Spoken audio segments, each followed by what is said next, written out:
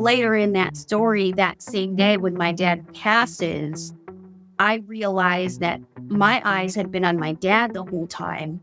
And once he passes, I noticed that all eyes are on me.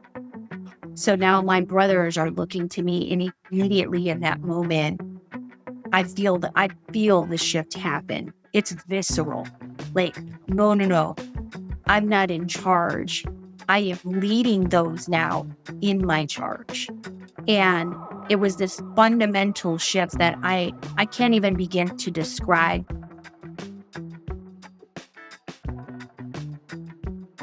Hey everyone, welcome to Reanimated Stories. I am your host, Roger of Reanimation Design. And today I have a wonderful guest today, Isabel. And Isabel and I have met through networking, but in a little bit of a different way. As I've mentioned before a couple of times, I am the director of marketing, which is a completely made up title because we're all volunteers for an organization called Disrupt HR, the Austin chapter.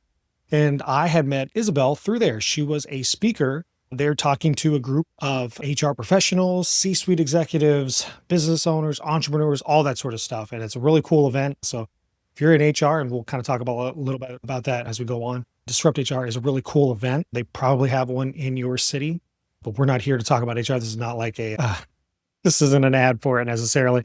But Isabel, thank you so much for joining me today. I really appreciate it. Thank you for having me, Roger. Really happy to reconnect and chat with you today.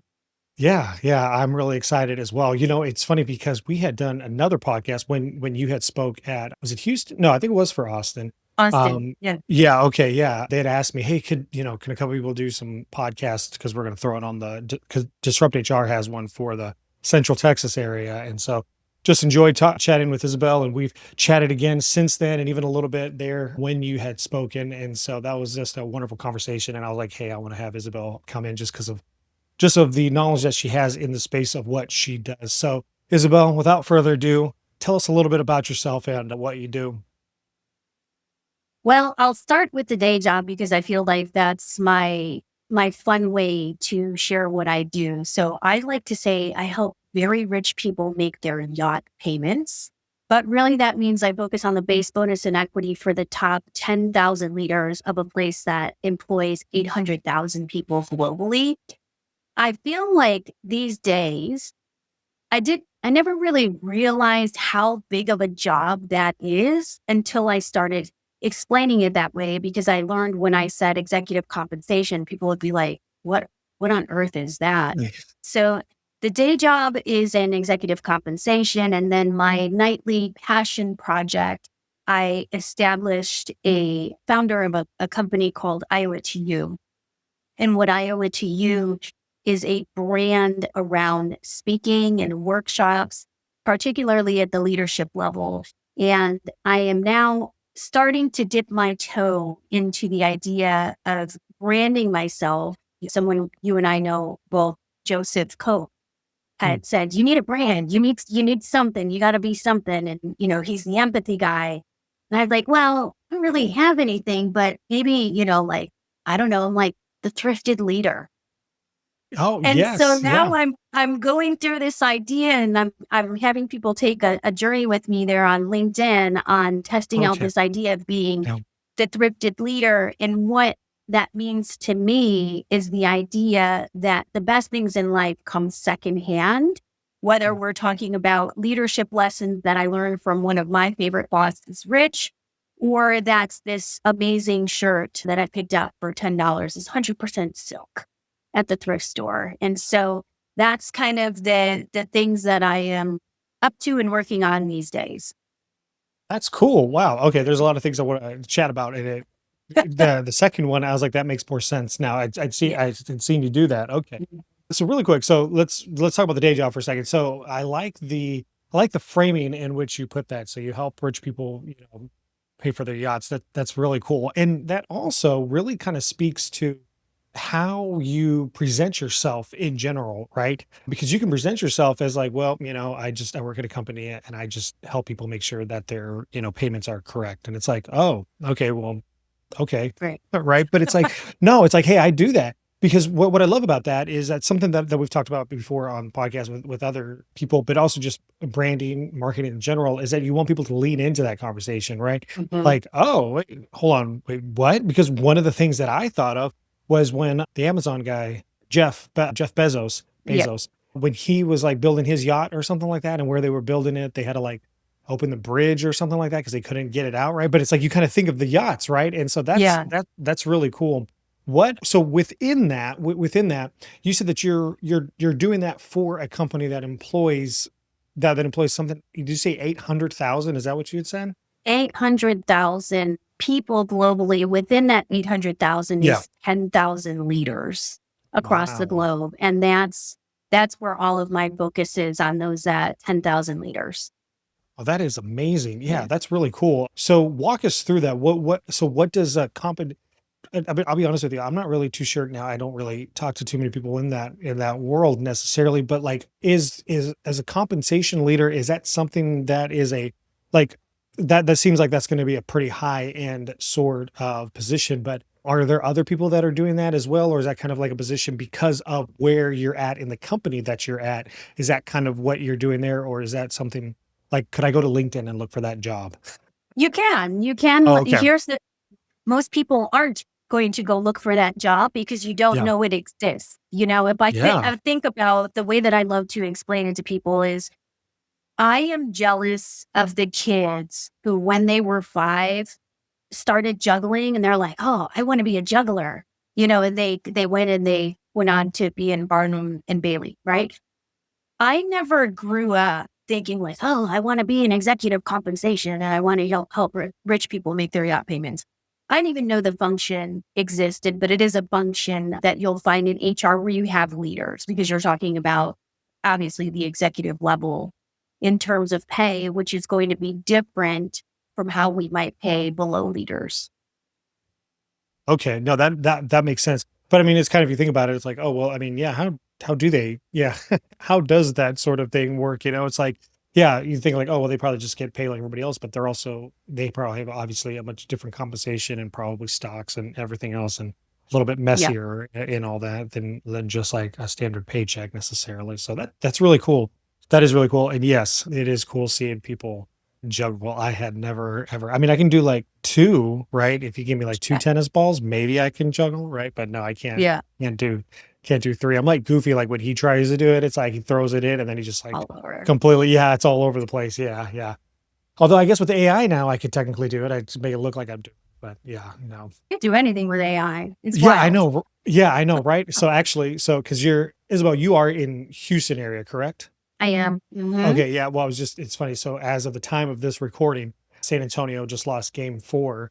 And I was watching some YouTube shorts in the NBA finals. And for Hmm. whenever this is, people are like, what is he talking about? The 2026 NBA The finals, New Spurs. York We're Knicks talking about the and San Spurs, Antonio. or Yeah, yeah, yeah. So the yeah, Spurs. So yeah. 2026 NBA finals, New York Knicks and Spurs. So they lost. And this guy, he should have dribbled it out, but he did a layup. Anyway, it was also might have been a foul. But anyway, regardless of that, I've riled up every single San Antonio Spur fan that is ever going to listen to this podcast.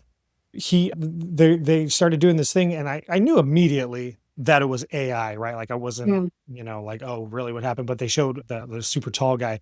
Like they said, like, oh, he goes off on De'Aaron Fox and he like throws him to the ground. And I'm like, well, that's obviously AI, and obviously it had a little advertisement for AI. But yeah, no, it is. It's kind of crazy what you can do in AI.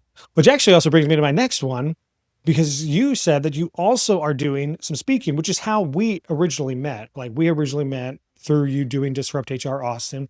You also spoke at Disrupt HR Houston. Is that correct? No, I actually No? didn't Okay.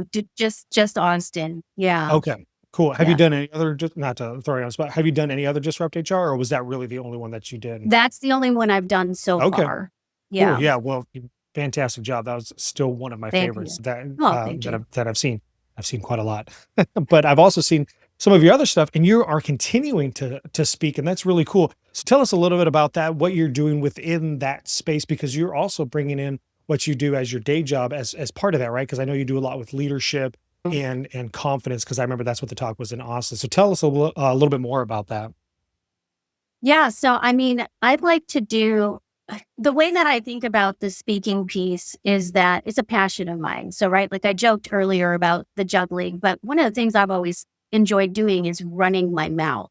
Like when I'm around the right people, okay? Yeah. Because here's the other thing about me is I'm an introvert. Nobody ever believes me, but I really enjoy speaking from a stage because there's space, Yeah. right, between me and the individual, and I can give the energy and not have to worry about getting it back. And so I just thought, all day long at work, I speak to leaders, very high level people within the organization about their comp. Sometimes I train the HR partners that will have to go out or the recruiters that have to discuss comp with people. And so there's already this element of training and education in the day job. And I'm like, talking about comp is all right, but like when it's not your numbers, it's not that fun. Like if you were talking about me making the millions, great. But me, talking about other people making the millions, I'm like, what else could I talk about that could have a positive impact on people? And maybe not just one person, but more broadly, a whole group of people. And for me, that came down to the idea of mindset and leadership because, you know, as someone who I lost my dad when I was 12 and very unexpectedly, but the fashion in which I lost him taught me the greatest leadership lessons in life, where I recognized from a very young age me trying to act as if I was running around and acting as if I was in charge because I'm the oldest and I'm the only daughter and I have younger brothers. I would try to boss them around. And what I learned was that all of that bossing around only in turn at a maximum got me compliance in whatever it was I was asking for. Right. So if I'm like, give me the remote, we'll fight back and forth and then I'll remind them I'm in charge. Otherwise, I'm gonna date myself here, but grab the landline and call my mom at work. And then eventually they'd cave, right? And just throw the remote at me and walk away. So I got what I wanted, but it was Yeah. at a maximum compliance, right? Versus my dad, who the day before he passed, was like, hey, we're going to do a 20-mile bike-a-thon for a kid with multiple sclerosis in the neighborhood. I'm like, 20 miles? I mean, that sounds like a lot, but okay. And I think so deeply about that day, like, why did I just follow him for 20 miles? Why did I do that? And the reason I did it was because of this idea behind what I'll say is like 3 Ps of presence, partnership, and proof. And when you have those 3 things, which I had with him, the reason I was willing to follow him blindly for 20 miles was because he had shown up for me before versus me only showing up for my brothers when I needed something. My dad was always there. And so I've now taken all of that and put it into leadership lessons that I think are still highly relevant and apply, especially in an age of AI, by the way. So kind of thinking through that whole idea, right? It sounds like it's kind of that Machiavellian. And I always joke around with my wife about, well, we have this dog. Anyway, it was a rescue dog that wasn't supposed to be ours. But anyways, I always think about that, and I like, I want her to fear me. I don't care if she loves me. I just want her to do what I tell her to do. But a lot of times that's just how kind of leadership, I would say in general, is kind of thought of. It's like, now I'm a manager, now I'm a leader, supervisor, whatever, right? And it's this idea of like, I just want them to do what I tell them to do. But there's a huge difference that I have noticed, even in in the times that I've retail and different things like that. That there's a difference between somebody just like, okay, I'm going to do it because I don't want them to yell at me, versus like, oh, I want to do this because I'm following them, feel like they're a good leader and all that. And so I think that that is really true. And so you're talking, so that's really what your talks are about. So you're going and you're giving these talks and you're kind of helping them think through a framework. Is that correct? Yeah, because I think you brought up a great point. You know, one of my favorite authors, John C. Maxwell, talks about this in kind of two of his books. He has the 5 levels of leadership, and then he also has this other one called Everyone Communicates, You Connect. It's actually Mm, one of my favorite books. And it's this idea that if you think about like the lowest level of what you would consider a leader is somebody who strictly is has people following them because of the title.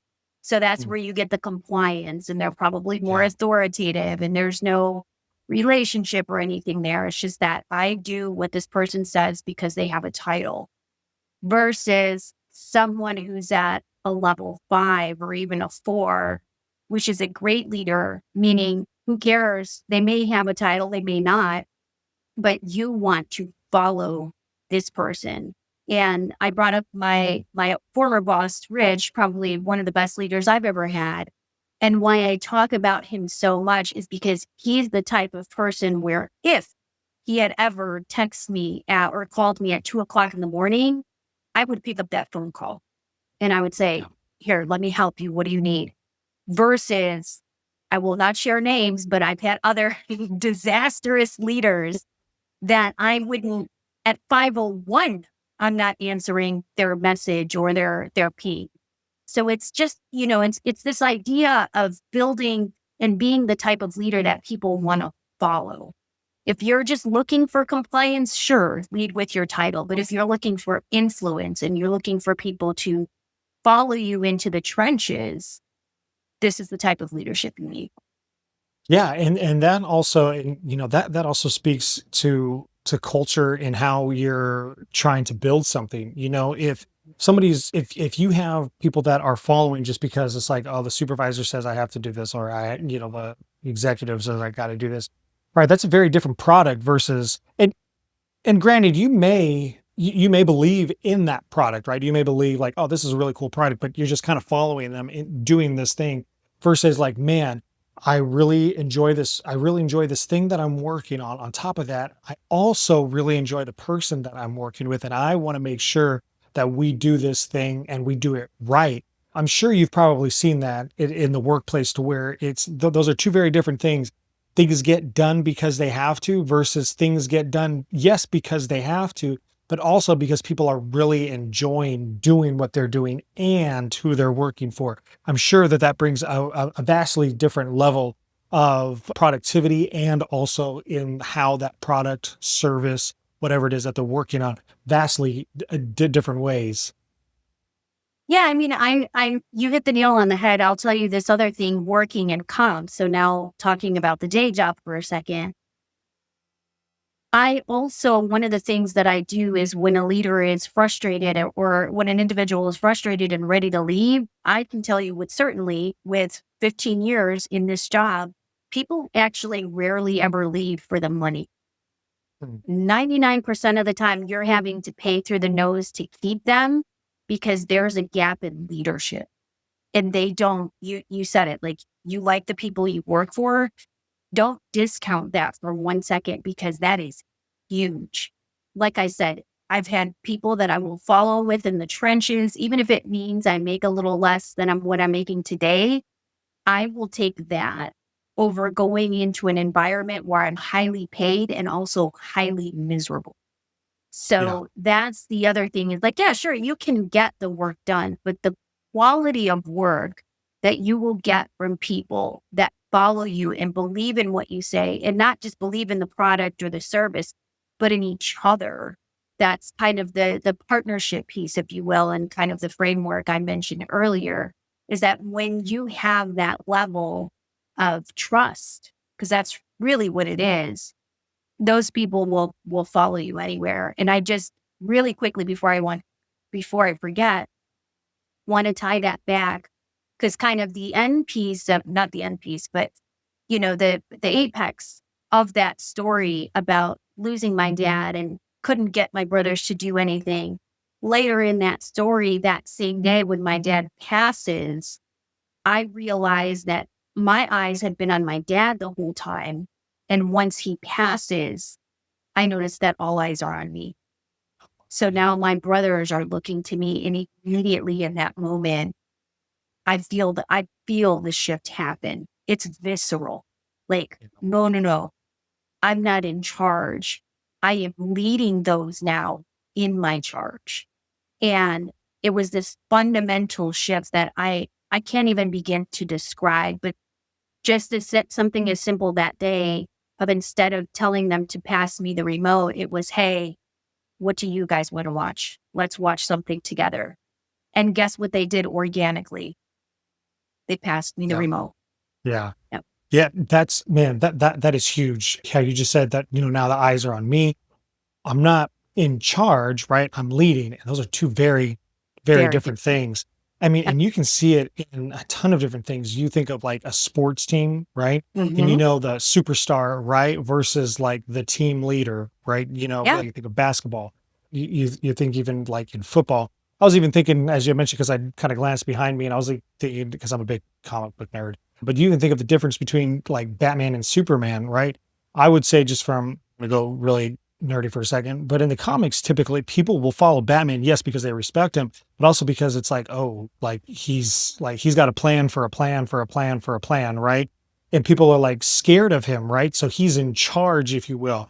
But then you think of Superman and you think of it even just in our culture, and there's a lot of different things with that. But anyway, you think of like Superman in our culture, and it's like, oh wow, he's the shining light, he's the leader, and so you kind of even think of in terms of that. And so, yeah, you see that so much. And I think that is a huge distinction, just like you said, leader versus who's in charge. Cause I can even think back when I was doing some of my positions.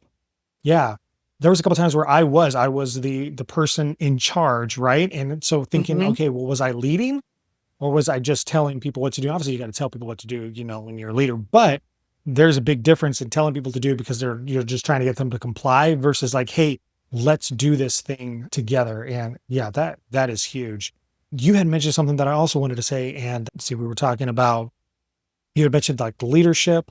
Oh man, it was a really good, So you had can said I, something. Yeah, yeah, no, go while ahead. And you're I'll think thinking about what about you're it, thinking about. Yeah. I'm just gonna give you one other thing because you mentioned the superhero piece. The other way that I like to look at this and the way that I explain the difference in leadership is think about Batman and the Joker. Hmm. Okay, I don't know the full backstory. I can only go off of the movies and back in like the Michael Yeah. Keaton version, okay? But both were born from difficult backgrounds. And you Yeah. think about, right, both faced adversity. One chose good and one chose evil. And you think about realistically, they're both leaders, right, in their own Yeah. right, because Joker's got people that are going to follow him in the trenches and Batman's got people who are going to follow him. But it's a different kind of leader. And so that's one of the versus villain, pick. Yeah. But that's the way that I kind of also like to look at leadership is through that lens. Yeah, no, that's Wait. fantastic. There's actually one of the popular comics of the Joker is not One Bad Day, Killing Joke. Mm, Yes, it's a Killing Joke where it talks about his origin sort of because he doesn't really have an origin, but anyway. But origin story. yes, it is. It's very much in that story, and I think it's the Killing Joke. I could be completely off, but it's the Killing Joke where you find out that oh, he was a comedian, and then a series of like one bad day basically, and Yeah. how it changed him. But then it's obviously a mirror of Bruce Wayne having a bad day, and then how they face that. Really quick, now I do remember what it was that I Brilliant. Yeah. was going to say. But we can totally go back to that. But you had mentioned about like people will stay, right? And it's not about the pay. It's about, man, like I really like this job because of the person, the people that I'm working with and all that. I was speaking with somebody recently and they had mentioned that, yeah, they realized that they had been in this position for years and there was some turnover, different things that had happened, but some new leadership had come in and it was like it had Mm, gotten bought or something like that. But then they realized that, oh, okay, it also became a lack of leadership trust in the individual who had been doing it for, I think they said like 15, 20, for quite a long time, right? Like well over 15 years. And it was like, they were changing certain things. And it was like, well, but look at how long I've been doing this for, and also look at the results that I've gotten. And even though you've kind of set this new quota thing that really isn't like, I don't know what you're trying to do, right? It was really more of like, oh, you're trying to create a system where, and I've heard of this before, it's like you're trying to create a system so that if I get all 99 right, but get one wrong, you can boot me. And, they Mm. were starting to clash with leadership. And it really became down to like, well, I love this job and I've been doing this forever, but I can't work for this leadership anymore in that sense anymore. And so it was really like I'll go ahead and I'll take, like they got like leave or severance Yeah. or well, whatever that Mhm. was, right? And it's like they would rather do that. And they were out for a while and they got back into another thing, but it was like I'd rather be out for however long it takes me to be out than to work for it, work for this company, this person, even though that they enjoyed what they were doing. And yeah, no, they were making good money too. And they were Mhm. continuing to make good money, but it was like, I'm not going to stay here for that, and kind of going back to that, like what kind of leading, or are you just trying to be in charge and compliant and all that? So, Yeah. yeah. Toxic leadership is very, very costly if you think about when you have toxic leaders in place, you will most certainly have a clash with your high performers. You will lose your top talent. Now you got to pay the recruiting, you know, Yeah. surgeons to. It is very, very costly when you have toxic leadership at the top. The way that always look at it is like, you poison the well. And if you Yeah. poison it from the top, it just continues to go down. And you think about it, we spend majority of our time either at home or at work. So why would you want to, mental health, if you think about the Yeah. idea of mental health is so important, why would you want to jeopardize that for a couple of dollars? Like, no, Yeah. I don't blame your buddy. I'd go somewhere else. Yeah. Yeah. And it always surprises me when I hear that, like, and obviously I don't know all the intricacies of every single situation, right? But I hear about it every once in a while, and it's like, well, they left, or the new leadership came in, they were trying to do different things, but it was already running pretty well. But these people that had been there for years and years, and not like a year or two, but like 10, 15, 20 years or something like that, and they're leaving, and now they're having to bring in somebody new, and I'm thinking, why would you want to get rid of all of that knowledge and wisdom and experience just to now spend 3, 6 months or something trying to hire somebody new? Like, that's a loss of productivity. And on top of that, now you're having to spend so much to get new people back in. And then you're going to have to go through that process again. And I get it, because they're like, oh, well, I want to, have it done my way. But I'm like, what, unless something was like completely broken, but it doesn't sound like it was, and obviously every situation is different. It's just like what you said. It's like, what, that's a ton of money, ton of resources. And I would say a loss of time where you could be Oh, yeah. growing, and so I just, yeah, I don't really ever, I don't get that. As you I'll can tell do. Oh, you. yeah. So go ahead. No, Oh, no, go so ahead. just to add to that really quick, I'm laughing so hard internally because that is one of my favorite lines, like for years. When there's toxic leadership at the top, I always joke and say, it's because no one wants to look Medusa in the eye. Mm, And I don't know if you know yeah. this, like the mythology around Yeah. Medusa, right? But if you look during that, you would turn to stone. Yeah. And and so that's what I believe a lot of times it is you get no one wants to go tell that leader that they're not being a good leader, and so they Yeah. blame everyone else, and this is where you run into those issues, or you have an attrition problem, worse, right? Yeah. Like you're like, what's going on? I can't keep people, and we look at their comp, but they're paid extremely well. Why are they leaving? Somebody's got to go look Medusa in the Yeah. eye, because Yep. more often than not, it's not the money problem you think it is. It's a leadership problem. Yeah, 100%.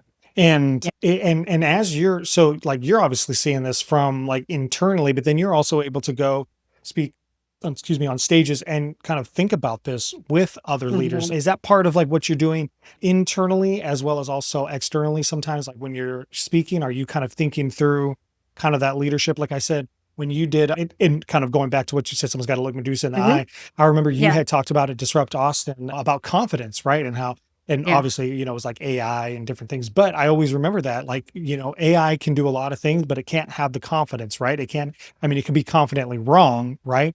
But Sure. it can't replace the confidence that you have And so is that somewhat what you're doing within, your organization and as you talk to other people and kind of go to talks and all that?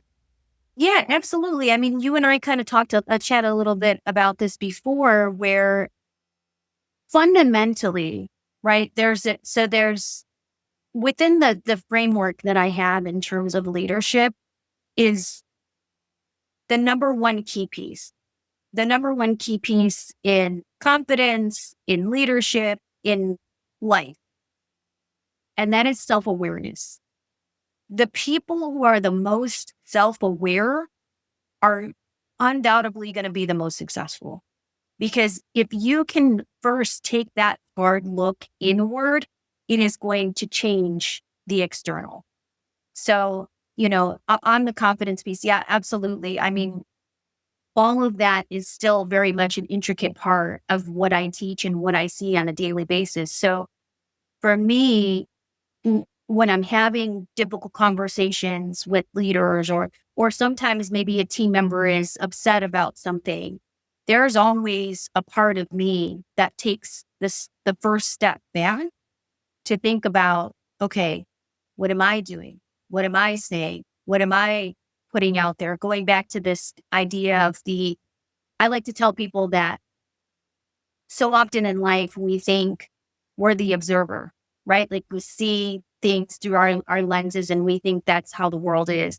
But more often than not, we're actually the observed. So now going back to like when I was younger, what kind of behavior was I modeling to my brothers in the first place? And now my kids, right? Like I've got kids. And so much of that, whether that's confidence, leadership, or mindset in general, is just all rooted in self-awareness. It's Yeah. key. Yeah, no, that is huge. When you're able to kind of look at yourself and the situation Mhm. and kind of take, like you said, take a step back. Yeah, that is huge. Speaking of that and kind of thinking through that, what you had just shared, I thought that was beautiful. And so, thinking through that self awareness, if someone's hearing this and they're thinking like, you know what, maybe I don't have enough confidence, or maybe I don't know how to look Medusa in the eye. I don't know how to kind of approach that. What are some things that you would say, like, how can they be more self aware, have the confidence, and to think, how can they, even in their position, how can they kind of lead that conversation or even just kind of lead in that way? Yeah. So I think about this idea. I read this notion in a book, and it's something that I anchor to a ton. And I think it's called Copywriting Secrets, maybe by Jim Edwards.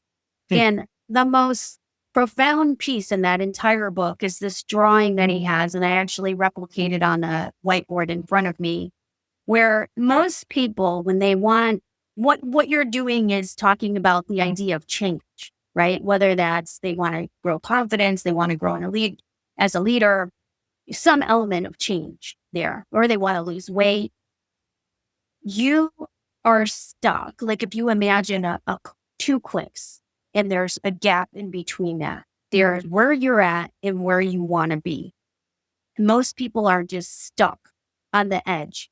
And no matter how much you talk to them and no matter how much you know, kumbaya and you send them the quotes or the Bible verses or the whatever, they're going to stay stuck here because they have problems, questions, and roadblocks that are essentially fear to get them to the other side. So anytime that I notice, for example, I had a client talk to me about they were having an accountability issue. And I was like, well, if you're having an accountability issue, you got to tell people why they're here first to get them to take the leap with you. Even recently for World at Work, their annual conference, I spoke on being an introvert, and it was the Cut the Small Talk was the name of the presentation, the introvert's guide to meaningful conversation. Most introverts are stuck here on the edge. They don't want to talk to people. They don't want to look at people unless they know you. But you got to show them why they're on the edge first to get them to take the next step with you. And so I would say if whatever it is that you're facing, whatever problems, questions, and roadblocks you have here, start there. Start there one by one and answer them to yourself use Chat GPT. I broke up with Chat. I'm now boyfriend, girlfriend with Claude. But, leverage your AI if you don't have anyone to speak to bounce those ideas. And as soon as you can get through those problems, questions, and roadblocks holding you back, you'll start to take the step forward. But at the end of the day, until you take action on anything, so let's say it's confidence, uh, until you take until you take the first step, nothing is going to change. So if I needed to work on my confidence, and when I did, by the way, like I had to go through the process myself, one of the very first things I did, which was arguably one of the hardest things I've ever done, is look in a mirror and just tell myself, I am proud of you. I love you. I'm going to give you grace today. And I know it sounds so ridiculous, but that was me. Once I had all my problems, questions, and roadblocks removed, that was me taking the first step. And from there, it just continued to grow. But until you take that first step, you're not going to do anything. That is huge. It's so easy to talk about things, and it's so easy to be like, okay, well, I think I got to do this, right? But until you actually do that thing, and it doesn't have to be the thing, right? You just have to take a small step. You have to start going in that direction, and that's the scary part. But yeah, I think that's huge, because how many times have I thought to myself like, oh, well, I got to do this. I got to reach out to this person. I just did something that was kind of scary the other day, right? And I had to go to a prospect, and they were here in the area, and so I went to them. But it was a scary step because I hadn't really done that, and really what it came down to is that I didn't know how to. I hadn't really been approached, or I'm sorry, no, I hadn't approached someone without having like an agenda, because that's the whole thing. It's not about pitching. It's not about this. It's just about showing up. And so I was like, well, maybe I can have somebody else deliver this, or maybe I can have, somebody else do this thing and know that it's from me, but it's not me that's doing it. But my wife and my best friend were like, no, you need to do that, man. You need to do that. It's scary. It's uncomfortable. And you're always saying, always be learning, learn to fail differently, and be uncomfortable. And they're like, this is your be uncomfortable part. You have to do that. And so I did it, and I was like, oh, okay. It felt a little bit better. I had to take that step. And so now I'm like, okay, well, now I know for next time, if I do it, which I probably will, I'll know next time how to do it a little bit better. Right. And, Yeah. no, that's But that's huge. yeah, I mean, think about the empowerment. I'll tell you this is like, sometimes Medusa is you. Mm, More often than not, wow. Yeah. actually. Yeah. Medusa is you. And sometimes you have to go, and not sometimes, 100% of times, is that the change and the rewards and the success and everything that you're looking for is on the other side of discomfort. Yeah. There is no bypassing it. You got to run right through the fear to get to the things that you want. And that's the difference between someone who might be a go-getter versus someone who's not. The people who are a go-getter, it's not that they never fail, it's that they take the lesson and they keep it moving. Yes. And Yeah. so for you, I won't be surprised if that action leads to another action. You're like, you know what? That wasn't that bad. Or, you know what? I need to change this and Yeah. that, but I'm going to do it again. And then you're going to Yeah. do it again. And you're going to do it again. And that's exactly, you're like the case study. Yeah. I rest my case. Yeah. Yeah. Yeah. No. Yeah. I mean, how Yeah. many times are you the case study for what you need to do? Yeah. Mhm. It's taking that first step. It's taking that, okay, well, this is what I know I need to do, and I'm going to go and jump in and do it. And so, yeah, no, it's that idea of people aren't just like, you're not just brave in a bubble, right? It's by you doing something that you're scared of. That is what makes you brave, and doing it anyway, right? You're scared of something, you're doing it anyway. And I could be totally wrong if that's not what it is, but I'm pretty sure it's like, Yep. if Oh, you're no, scared of 100%. something, yeah, if you're scared of something and you do it anyway, that's how you build bravery, right? It's not just like, well, I'm brave, Yeah. it's like, well, no, you're doing something that's uncomfortable. So yeah, no, that's fantastic. Well, Were you Isabel, oh, there no, go ahead. Go ahead. when I, sorry, really quick. Were No, you yeah. there when I messed up the disrest? So in practice. Were you there Oh, early? yes. Disrupt Yeah. Well, I was kind of in and out, but I did remember seeing yours. Yeah. I saw yours and like two others, like Chad and somebody when I else. practice?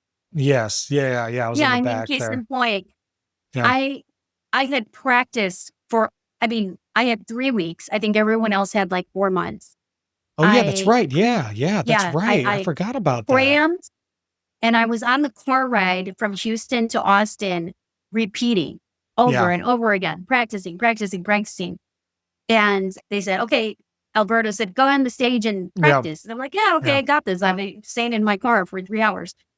I get up there and first couple of slides go, I'm nailing it, and then all of a sudden, blank. Yeah. I do remember that. And my Yeah. heart is racing, and I'm like, "Oh my gosh." I I think I mentioned it that day, but I seriously thought about just walking out. I do Like, remember you "Just saying go. that. You're not Yeah. I ready. do Like, remember just that. leave." And then but that's the difference, right? Like, I stayed. I made a decision. I'm like, "Nope, Yeah. I'm here. If that happens on stage, it happens. I'll take it as a lesson, and I'll keep moving forward." Obviously, then the opposite happened. But you're absolutely right. Going beyond that comfort was like, "Get in the car, go home." Yes. Yeah. The but the 100%. push was there. Yeah. Yeah, 100%. No, I do remember that, and I do now remember, yes, you did only have 3 weeks. Yeah, that's right, and that's Yeah. also why I remember why I was so impressed with that, but no, yeah, you knocked it out of the park. So if anybody hasn't seen it, go check out Disrupt HR Austin page talk. She did a fantastic job. Well, for anybody that is watching this, one, let me just say I apologize. My audio and video is a little out of sync, so we're having a little bit of technical trouble. So I apologize on that aspect. I'm sure I'll get it kind of figured out as it goes on and stuff. But Isabel, I really appreciate you coming and taking your time out today to speak with us. Where can people find you? Where can they connect with you? Do you have a website? Where can they connect with you online and have a conversation? Yeah, connect with me on LinkedIn anytime. I love meeting and chatting with new people. So you can find me on LinkedIn. My name is Isabel Estevez, and then I also have a website with the same name, isabelestevez.com. And then I'm soft launching my social media platforms. So those are the Thrifted Leader.